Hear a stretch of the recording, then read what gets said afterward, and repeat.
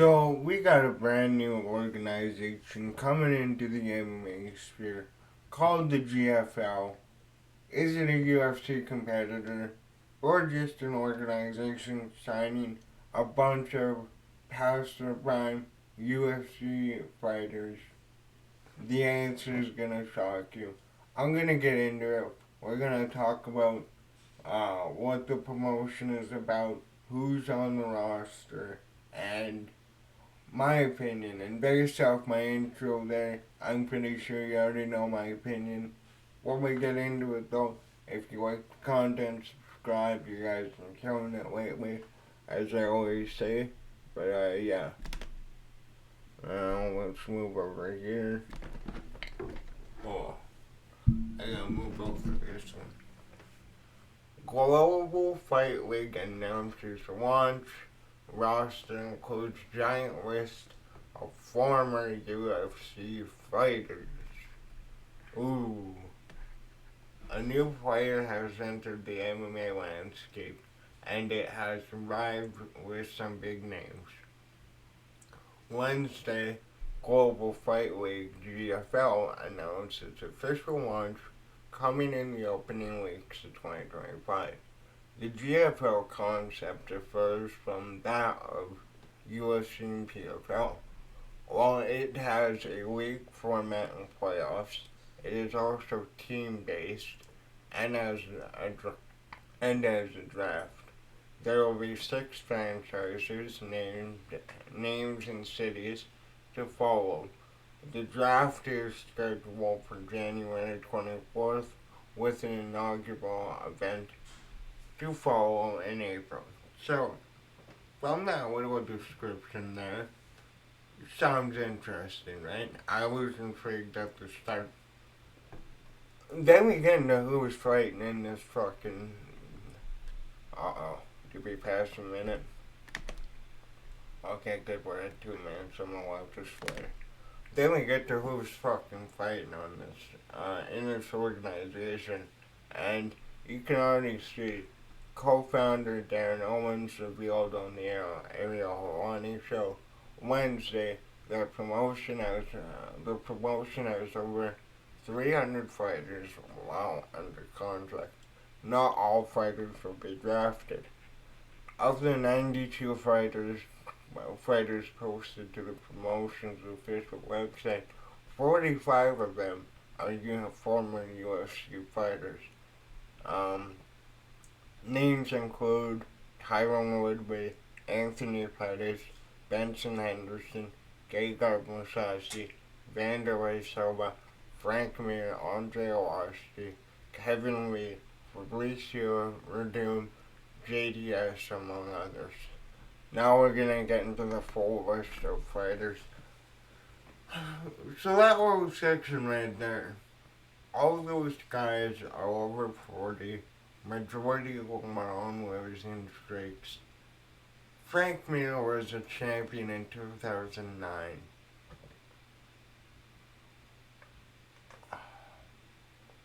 We're gonna get it. Marcel Adair, I'll be honest, I don't know who he is.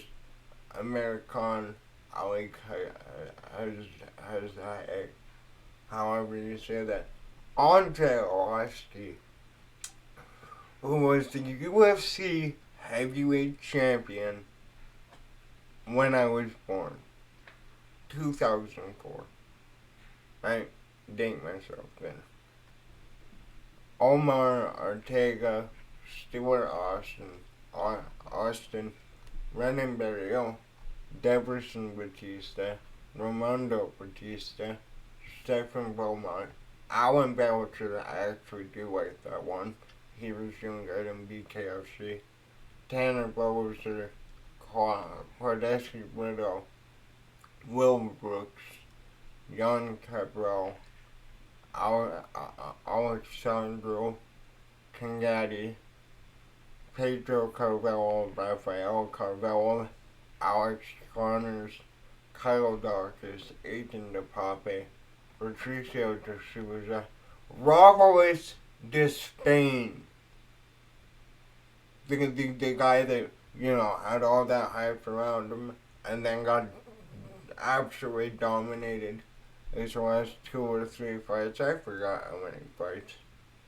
Marcelo Diaz, Mio Ding, JDS, Cameron Ellis, Tanya Evanger, Coenza Ferreira, Marcino Pereira, Chelsea Foxworth, Glacio Franca, Alexander Gustafsson, Greg Hardy, Andre Harrison, Benson Henderson, Phil Haas, Gato Innocente, Michael Irizarry, Bubba Jenkins, Penny Kianzad, Ilir Latifi, Kevin Lee, William Leah, Felipe Lins, Hector Lombard,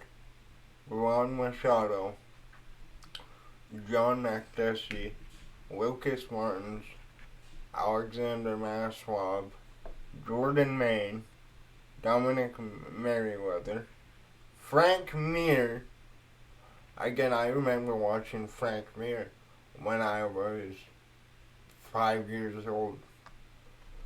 Sylvania Montero, Marlon Moraes, Kilias Moda, Gegard Mousasi, B. and Nagayan. Almost. Oh, that's a risky last name there. You never got me. Abu Bakar Nurmagomedov, Ayinda Octave, Alexi Oling, Renan Oliveira, Sydney Elwa, Carolina O'Carzar, Oscar Owensworth, Dennis Palensica, Luzmia Proharis, Lance Palmer, Chiapenko, Marcus Perez, Anthony Pettis, Jefferson Contes, Jimmy Rivera, Luke Rockhold, Charles Rosa, Thiago Santos, Clayton Silva, Vanderlei Silva,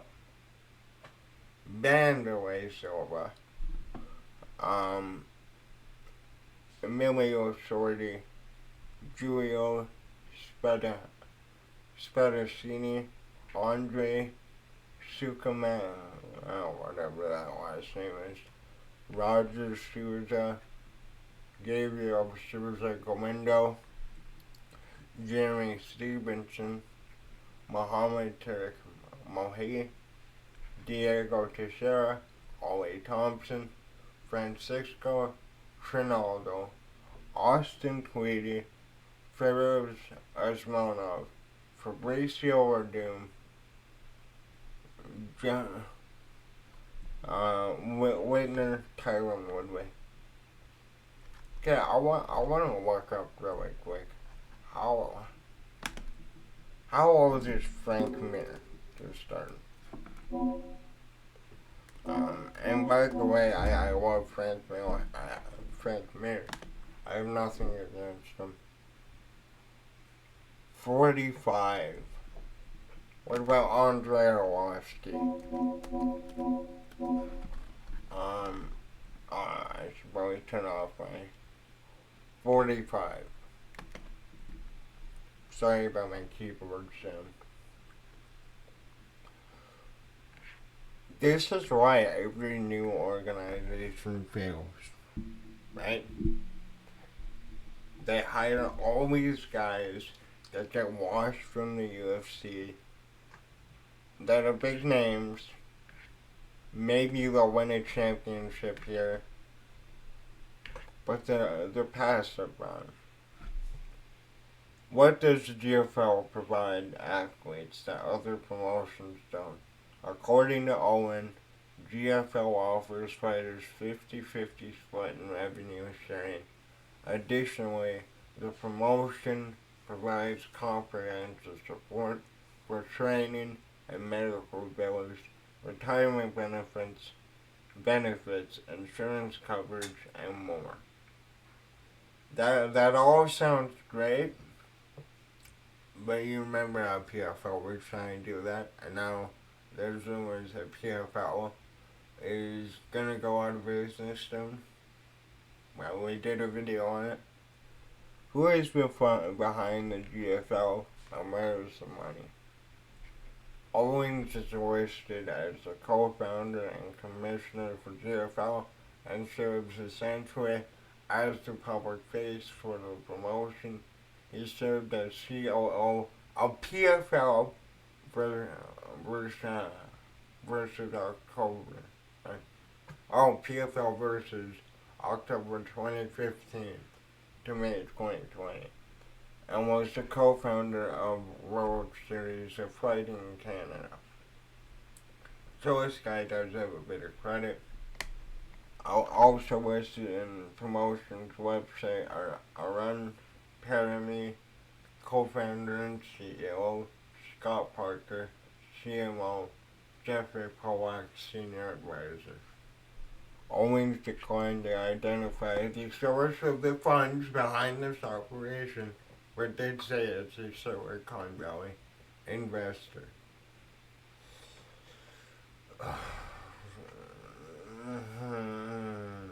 Okay. How does the regular season work? Let's talk about how this organization works before we get into money and before we talk about how every one of the fighters is basically retired. Similarly to PFL, GFL has the same point system for regular season fights. A finish victory notches fighters' team 4 points. A decision win earns 3 points. A draw earns 2 points. A decision loss earns 1 point. If a fighter loses by finish, or she walks away, he or she walks away with 0 points. Alright. I just want to go through these names again.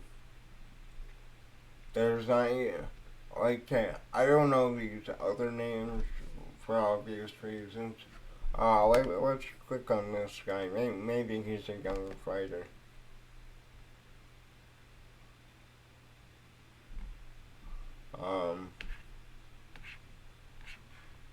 Color don't show me anything. Alright. Okay, I'm gonna say this.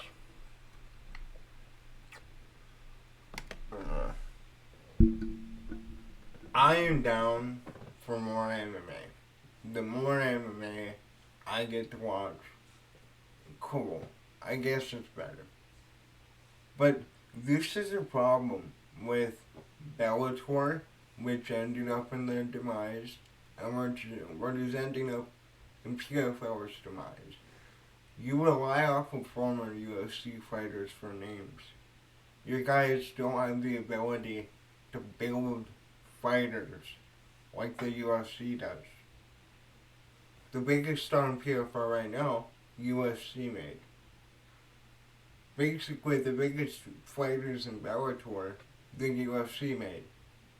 And those were guys that either made it to the top for a brief little bit, or couldn't cut it in the UFC, so they switch over to Bellator.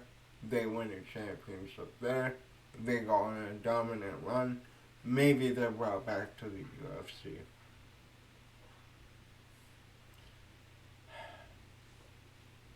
Frank Mir is 45. Andre Arlovski is 45. Tyron Woodley is over 40. I would have much rather you brought in this league and been like, okay, we went over to Dagestan, we offered new fighters contracts there, we went to Australia, we went to New Zealand, we went to Canada, we went to all these different places. looks at the talent the same way that Dana White does, and bring it. They're like, yeah, these are a bunch of no names.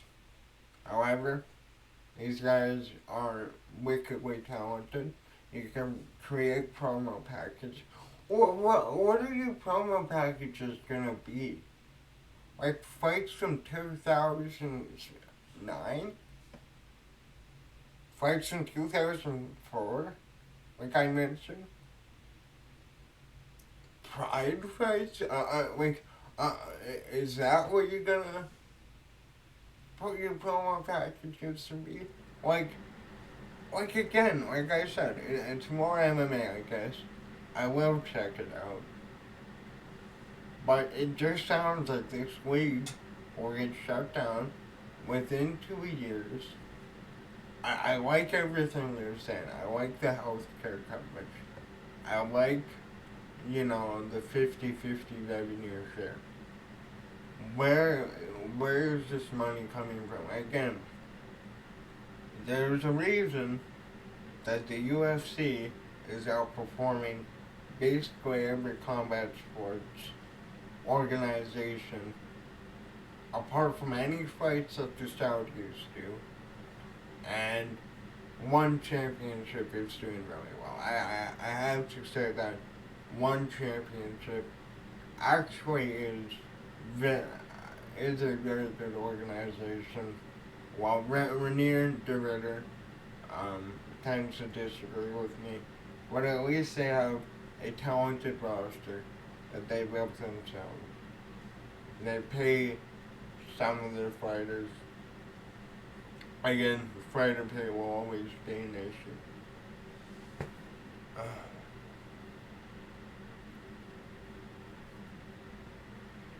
I don't mind if you bring in one or two of these guys, but these guys are 45, pushing 50 years old. They don't need more brain damage. Majority of them ended their UFC careers, Bellator careers, PFL careers on massive win streaks. What is Tony Ferguson gonna retire from the UFC and go over here, extend his losing streak into his 50s? I'm all for this. I'm all for the whole season thing. I'm all for seeing something different, even though PFL has been doing it for years now. Stop giving old men CTE. I don't know. That's really all I got for this video. Let me know in the comments, do you agree with me that this is just a retirement league capitalizing on names of years past? Or do you believe, no, this has potential? I do think it has potential. Honestly, I hate the fact that they're using 50-year-old men as fighters. Again, this is brand new information. I'll keep updated on whatever happens to this organization. I know it hasn't started yet. I can't judge it yet, but this is not working good. Later.